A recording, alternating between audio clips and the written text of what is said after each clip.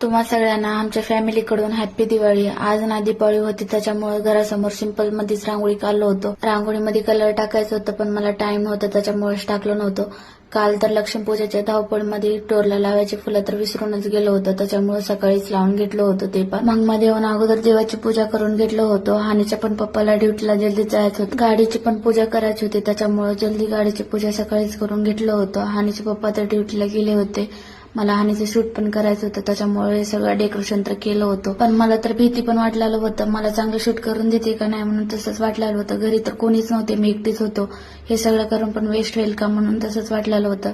त्याच्यामुळे अगोदर मॅडमला जेवायला दिलं होतं, तरी पण तिने काय शांत बसणं म्हणून अगोदरच तिच्या हातामध्ये एक शंकरपाळी दिलं होतं. मॅडम तर खाण्याच्या नादामध्ये बिझी होती, त्याच्यामुळे चांगलं व्हिडिओ शूट करून दिली होती. तुम्हाला तर व्हिडिओ मध्ये बघायला किती शांत बसली म्हणून वाटत असेल, पण त्याच्या मागची मेहनत खूप जास्त आहे बरं का.